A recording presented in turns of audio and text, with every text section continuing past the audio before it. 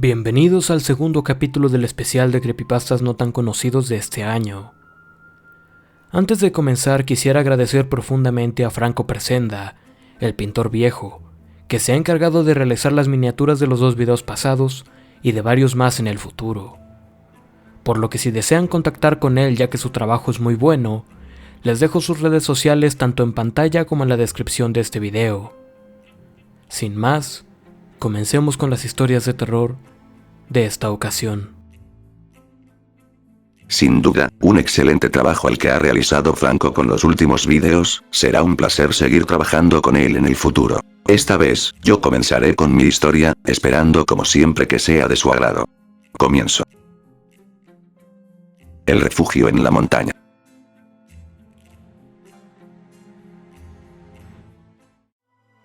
Se dice que los tornados no alcanzan las montañas, pero eso no es más que un mito.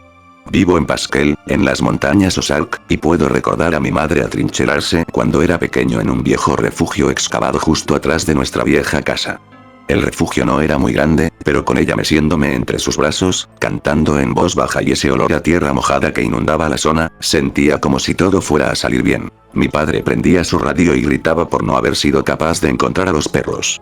Nadie supo así a dónde corrieron esos perros durante la tempestad, pero llegaron a casa sanos y salvos una vez que todo terminó, hambrientos y ansiosos por un sitio cálido donde echar una siesta. Papá los maldijo en voz alta a la vez que les decía que no los volvería a cuidar si se perdían de nuevo, pero una vez que se acurrucaron junto a él en el sofá todo quedó olvidado. Henry, el nombre de mi bisabuelo, y Joe estaban destinados a ser perros de casa, pues fueron entrenados para eso y eran de las razas adecuadas, pero mi padre perdió un ojo cuando era pequeño, por lo que nunca pudo dedicarse al pasatiempo. En esencia, se habían convertido en perros falderos con poco que hacer, pero no dejaban de seguir a papá en todo el día. He estado cerca de un tornado, he conducido pasar a la devastación, pero afortunadamente he tenido la suerte de no estar en ella. Pasquel es una ciudad realmente pequeña y uno de los pueblos más pobres del condado. La metanfetamina ha reemplazado la industria del alcohol ilegal en auge 15 años antes, esa es prácticamente la única industria en pie en Pasquel. Sin embargo, no siempre fue así. Allá por los años 50, la ciudad se convirtió en un bastión de las fábricas y el progreso. El idílico escenario alguna vez había sido el hogar de las regiones más prominentes de hoteles y spas que albergaban a celebridades en su vago deseo por escaparse a las pintorescas montañas. Ahora prácticamente abandonada, la ciudad era el refugio ocasional de algunos soldados. Verás, en 1954, todo ese desarrollo y el paisaje atrajeron a El Predicador. Su nombre era Freeman Hobbs, pero nadie lo llamaba así. El Predicador es importante porque es temporada de tornados y lo que hizo en abril de 1955 influiría para siempre en mi forma de vida y en la vida de la ciudad. Mi padre tan solo tenía 2 años en 1955 y no recuerda las cosas, pero sí las historias que más tarde le contaron. Mis abuelos, sin embargo, se encargaron de divulgar la historia junto con todos aquellos que sobrevivieron. Todos alguna vez escuchamos historias cuando niños. Nuestros abuelos, los sobrevivientes, nos llevaban hasta el porche para ver cómo se avecinaba la tormenta mientras nos contaban sobre el refugio comunitario contra tormentas y lo que aquel predicador hizo. Mi madre, que no era nativa de Pasquel, pero que se había mudado allí después de conocer a mi padre en un concierto en Tulsa, no lo creía ni un solo instante, pero mi padre siempre tiene recuerdos confusos de lo que significó estar bajo aquel refugio para tormentas. Financiado con una serie de donaciones de empresas y cajas de ahorro de los habitantes, las primeras obras en el refugio iniciaron en 1953, pero el desarrollo se detuvo debido a varias razones, entre ellas que nadie estaba encabezando realmente la obra. Cuando el predicador Hobbs se mudó a la ciudad, consideró que era su responsabilidad proteger a los buenos ciudadanos de Pasquel de todos los desastres, y le tomó especial atención al refugio porque estaba siendo construido al lado de una montaña que ofrecía cierta protección. La consideraba una protección divina. Hobbs en realidad era un delincuente de poca monta con una esposa y 6 niños, pero era encantador y convincente, todo lo que el pueblo necesitaba. El refugio fue concebido originalmente para ofrecer protección contra los tornados, dado que parecían ser la única amenaza real en la ciudad, pero el predicador Hobbs, con toda su charlatanería, los había convencido de desarrollar una protección robusta que necesitarían en caso del fin del mundo. Recaudó los fondos para terminarlo y prácticamente lo elogiaron como a un santo de su iglesia. Finalmente se puso en funcionamiento en abril de 1955, cuando una serie de tormentas muy poderosas se generó en la zona. Supuestamente el predicador Hobbes había sentido y se le había dicho, por alguien que dijo ser el propio Dios, que algo muy malo sucedería aquel día. Como consecuencia, una procesión aterrada de personas se dirigió al refugio. Hay algunas inconsistencias sobre lo que realmente sucedió después de que las puertas se cerraron, pero la mayoría converge en que el predicador los convenció de que esta tormenta sería el fin del mundo. En realidad solo un tornado tocó tierra a unos pocos kilómetros de la ciudad, y el año terminó siendo muy malo para las tempestades. Las estructuras de la ciudad quedaron intactas y no hubo ningún tipo de daño, salvo algunas señales y unos cuantos árboles. Lo que sucedió en el refugio difiere según la persona que lo cuenta, pero el predicador Hobbes se puso rabioso cuando, después de una hora, los hombres decidieron llevar a sus familias de vuelta a casa. Hobbes tomó el reloj y lo rompió, después encadenó las puertas desde adentro. Estaba convencido de que su labor era proteger a su rebaño contra sí mismo y persuadirlo de salir al exterior, mientras el mundo llegaba a su fin. Sus creyentes vieron su lado oculto mientras apuntaba sus armas contra ellos y les hablaba del dolor que les esperaba si se aventuraban a escapar. No tenían comida, ni agua, y el refugio rápidamente se convirtió en un lugar caliente e incómodo. El predicador Hobbes dijo que tenía que llegar hasta el otro extremo y disparó contra una mujer embarazada llamada Imogen Lewis. Cayó al suelo y murió antes de que los presentes pudieran recuperar el aliento. Hobbes comenzó a amenazar al valiente que tendría el placer de ser el siguiente. Los hombres hicieron un plan para arrebatarle las armas, un niño quedó atrapado en la pelea, pero después de todo la gente del pueblo se hizo con las armas y salió del refugio con la luz de la mañana. Al final de los eventos, 4 personas del pueblo habían muerto en la refriega. Cuando el predicador Hobbes salió y vio la luz de la mañana, tomó rápidamente una pistola que había caído en el suelo y gritó que era una ilusión, antes de volver y encerrarse a sí mismo en el refugio nuevamente. Algunos dicen que escucharon cuando se disparó en la cabeza, y probablemente fue cierto, porque así lo señala su certificado de defunción. El refugio fue limpiado y se dejó para que se pudriera con el resto de la ciudad. Durante mucho tiempo aquello se consideró apenas un mal episodio. Las personas no hablaban de ningún fantasma o embrujo. Simplemente fue un loco que los había estafado. La mayoría de las personas se fueron cuando los trabajos comenzaron a escasear, pero mi familia se quedó. De ninguna forma la decadencia fue culpa del refugio o de los cuentos sobre el predicador Hobbes. Así es como funcionan las cosas. Las cosas se mueven y los tiempos cambian. En la década de 1980 se abrieron nuevamente las puertas del refugio por lo que los niños locales pudieron ir y destrozar el lugar. Había historias de que estaba embrujado y que si entrabas y la puerta se cerraba nunca volverías a salir. Yo nunca lo creí. Alguien compró la vivienda y la tierra circundante cuando la ciudad experimentó un ligero flujo de nuevas familias cuando un nuevo aserradero abrió. Las nuevas familias, que no tomaban en cuenta las advertencias sobre tornados, vieron el gigantesco refugio como un activo. La gente lo había olvidado y algunos nunca lo creyeron. He trabajado en la tienda de Glenn desde que tenía 16 años y nada ha cambiado, pero este año decidió cambiar el nombre para atraer a la gente nueva. Decidió llamarla la vieja tienda de Glenn. Muy original Glenn. Me aseguré de decirle cada vez que tuve la oportunidad. ¿Qué es una tienda vieja? Joel, ¿cuándo saldrás de la ciudad para convertirte en comediante o algo? Me respondió. Pude ir a la universidad. Pude haberme mudado, pero amo esas montañas. Me encanta cómo huele el viento y adoro el clima. Bess también estaba aquí y me encantaba Bess. Ella era 6 años mayor que yo, y había estado enamorado durante mucho tiempo. Bess se había graduado de la universidad estatal y enseñaba en preescolar, pero también trabajaba en la tienda de Glenn para poder llegar a fin de mes. Tenía un hijo de 4 años y nadie sabía quién era su padre, y Bess parecía no tener ganas de revelar a nadie lo que era una especie de misterio en la ciudad. Solía ver a Bess y su hijo caminar hacia el valle mientras bajaban por el viejo puente. Hablaba con él como si fuera un adulto y le cantaba canciones. Si se iban del valle muy tarde, me gustaba pasar por ellos para que no tuvieran que pasar ese largo camino con mucho viento en la oscuridad. Me gustaría haber tenido el coraje para invitarla a salir antes, pero había algo que siempre me hizo desistir. Mi madre solía decirme que conocería a mi alma gemela cuando no pudiera pensar en nada que decir. Cuando las palabras resultaran innecesarias. De cierta forma, Bess y mamá eran las personas que me mantenían aquí. Eso y los tornados. Ninguno había alcanzado la ciudad desde hacía más de 50 años, pero la emoción de la posibilidad era suficiente. Estaba trabajando con Bess el día que nos enteramos que estaban reconstruyendo el refugio. Un refugio comunitario para las tormentas. La estación local filmó la reapertura. Los fondos fueron donados por industrias locales que se preocupaban por la comunidad y que tenían líderes comunitarios presionándolas para construir el edificio. Las personas mayores, aquellas que todavía lo recordaban, estaban seguras que no había nada de bueno en la reapertura de aquella maldita cosa. Incluso si no estaba embrujado, no había mucho interés de volver allí. Preferían sus propios refugios o habitaciones de seguridad para mantenerse a salvo. El refugio se abrió al público de forma oficial en marzo. 2 días más tarde, el pequeño Brighton Heidecker desapareció.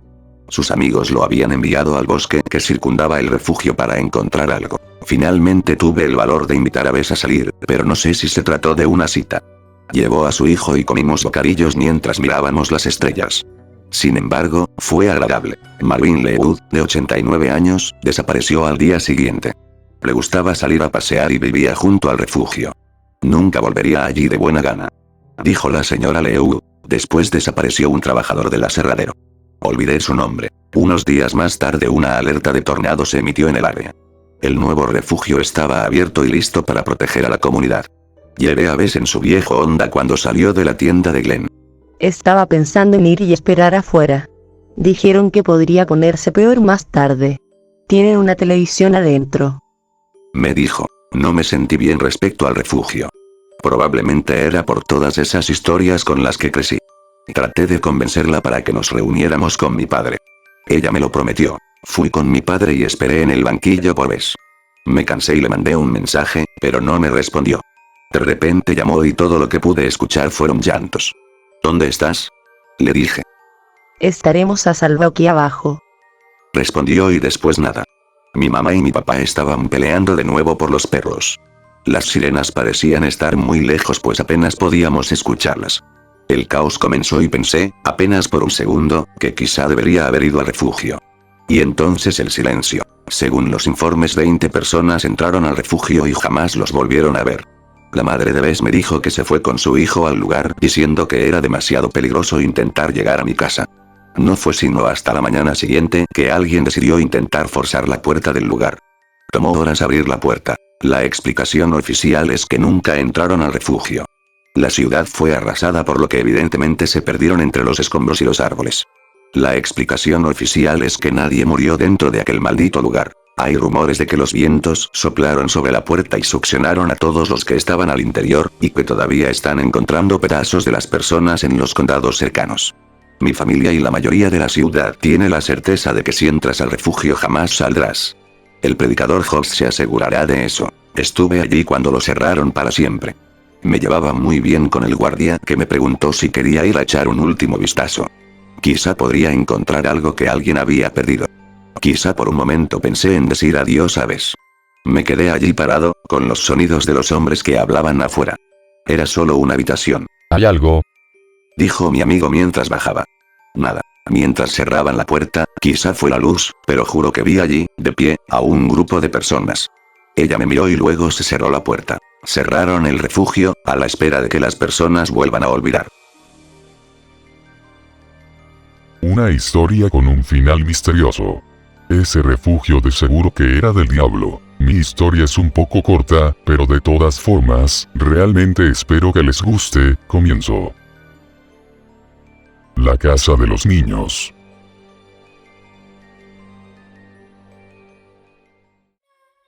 Existe una leyenda sobre una casa abandonada conocida como la casa de los niños. Dicen que el hombre que habitó aquella casa torturó y asesinó a varios niños en su interior. Pero un día, los espíritus de los niños que asesinó se volvieron contra él y lo mataron. Sin embargo, tuvieron que pagar por la venganza, y acabaron quedándose prisioneros de aquel sitio por la eternidad. Dicen que también es posible escuchar las risas durante la noche. En la escuela varios niños hablaban de la casa diciendo lo horrible que era, sobre los gritos que se escuchaban durante la noche y los niños que se asomaban por la ventana. Uno de los niños, Ian, no creía en nada de lo que se decía. Después de todo, los fantasmas no existen. Para él, los muchachos estaban exagerando y aquella no era más que una casa vieja. También les dijo que la historia debía haber sido inventada por alguien, solo para asustar a las personas. Los niños comenzaron a mirarlo con desprecio, repitiéndole lo mismo, que habían escuchado risas y veían cosas. Para concluir de una buena vez el tema, Ian dijo que pasaría una noche entera en la casa y lo filmaría todo con su cámara. Al llegar a casa, le dijo a su madre que pasaría la noche en la casa de un amigo. La madre le dio permiso y Ian se dirigió a su habitación, empacó su mochila, colocó su cámara adentro y después se dirigió a la temida casa de los niños. Cuando estaba cerca del lugar pudo sentir un escalofrío recorriéndole el cuerpo y un miedo muy profundo. Miró hacia la casa y el miedo se hizo aún mayor. Pero Ian simplemente sacudió la cabeza para apartar ese sentimiento y entró a la casa. El interior era muy oscuro, por lo que encendió la cámara y puso el modo nocturno para ver y analizar el espacio a detalle. Estaba muy vacía y no había más que un refrigerador en la cocina y una televisión sobre una silla. El baño solo tenía un inodoro y nada más, no había tina ni regadera ni una pila. En su lugar estaba un agujero que daba a la cocina. Cuando terminó de subir las escaleras para echar un vistazo al segundo piso, notó que en ese lugar había menos muebles que abajo, solo podía verse una cama adentro de una habitación. Las otras habitaciones tenían las puertas cerradas por lo que no podía verse nada. Después de recorrer toda la casa, Ian se sintió bastante cansado y fue a la habitación, sacó un edredón de la mochila, lo tendió sobre la cama y se durmió. Despertó en el medio de la noche con los sonidos de unos pasos que venían desde el pasillo, intentó calmarse pensando que no eran más que ratas, después de todo la casa era muy vieja. Tomó su cámara y fue rápido hasta el pasillo para ver qué pasaba, pero en el camino los pasos se hicieron más rápidos y cambiaron de dirección, como si estuvieran huyendo. Cuando llegó a la puerta de la habitación, dirigió la vista al sitio de donde venían los pasos pero no había nada allí. Miró en la dirección opuesta y pudo ver a un niño de espaldas, era más joven que él. Ian pretendía preguntarle qué hacía allí, pero antes de que pudiera expresar algo el niño habló. Estoy buscando a alguien que juegue conmigo. Después, se voltea y dice, ¿quieres jugar conmigo?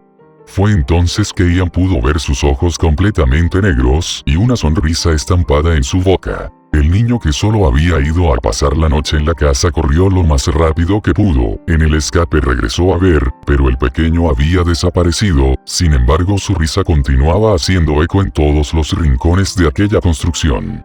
Ian terminó cayendo por las escaleras, perdiendo las esperanzas con cada escalón que recorría. Finalmente lo único que quedó fue miedo y desesperación. En el suelo, quedó tirado mientras escuchaba aquella risa y lloraba de miedo. La visión de la puerta abierta le dio las fuerzas para levantarse y correr. Mientras huía, niños de la misma edad aparecían y le murmuraban palabras que no conocía. No le era posible comprender. Cuando estaba por alcanzar la puerta, después de ver la calle y su casa, comenzó a pensar en su familia y en sus amigos, prometiéndose a sí mismo que no se volvería a acercarse a aquella casa nuevamente. Entonces, todo desaparece y un dolor inmenso interrumpe sus pensamientos. La puerta había sido cerrada en su cara. Una vez más se quedó allí, llorando y siendo aterrorizado por aquellas risas. Unas manos surgieron de la oscuridad y lo sujetaron, pero no hizo nada, pues sabía que ellos harían que aquel dolor se detuviera. Al día siguiente su familia inició su búsqueda, pero no encontraron nada más que su cámara, que estaba rota, y su mochila. Qué pena, si realmente quisieran encontrarlo esperarían la llegada de la noche, después de todo, la noche es de los niños y él estaría allí por siempre.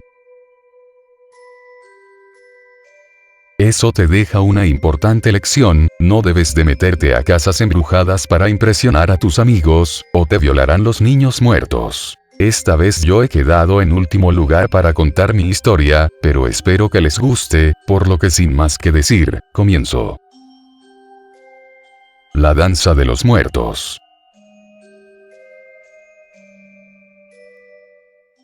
Hace algunos años, en Irlanda, las personas temían dejar sus hogares en la última noche de noviembre.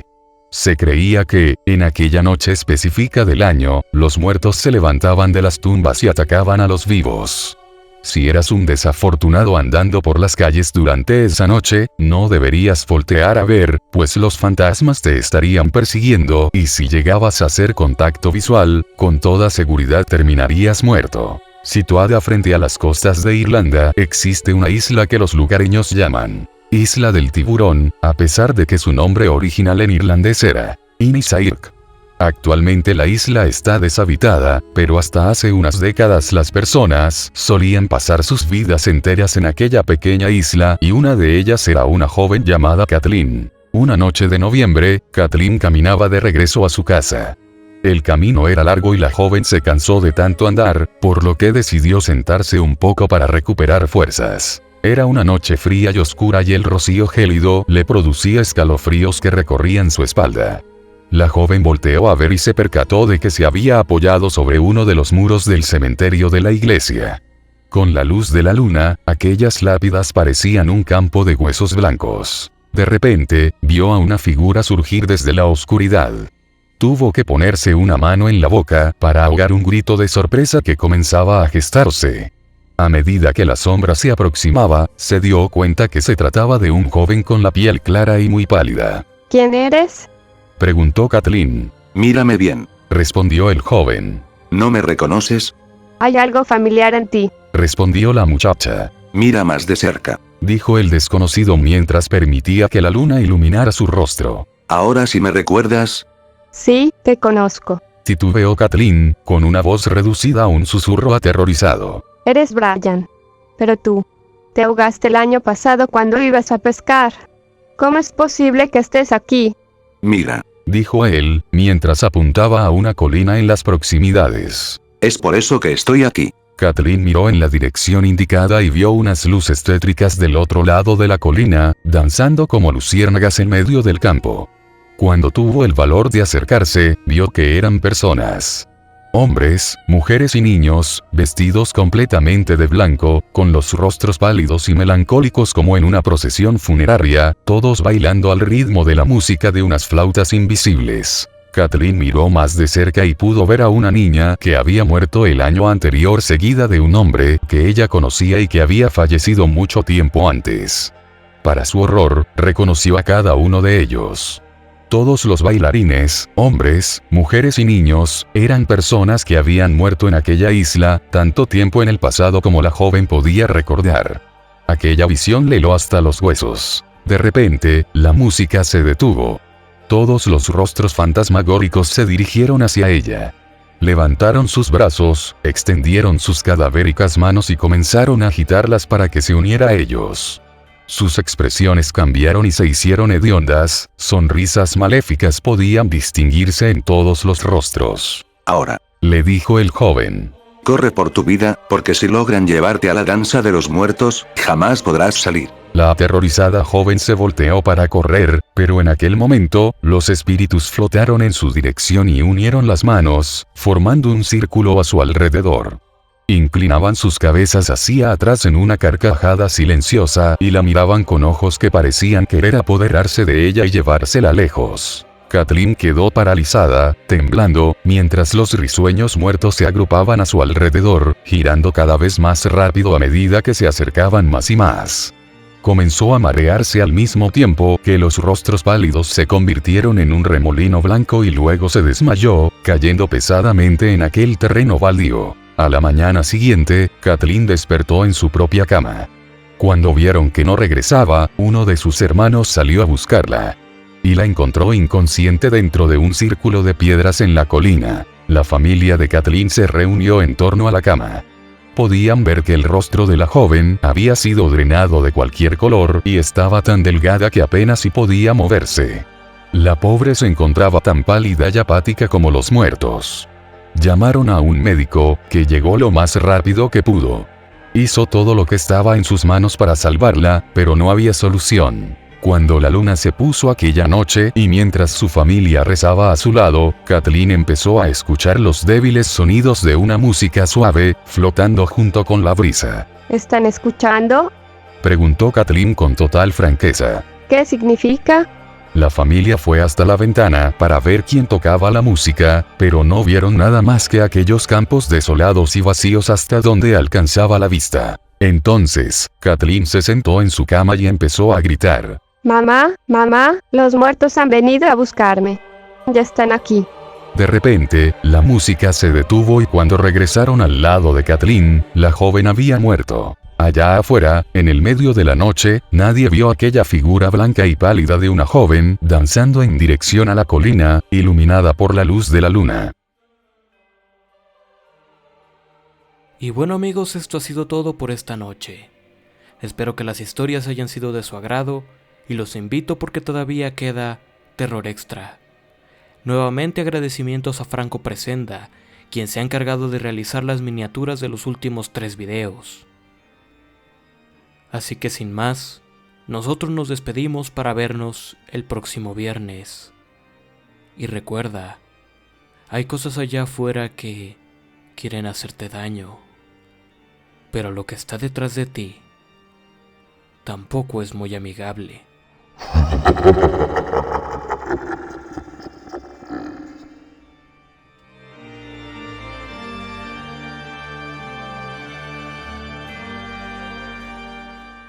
Consejo: si sigues haciendo muecas se te quedará la cara así para siempre, dijo nuestro vecino con severidad.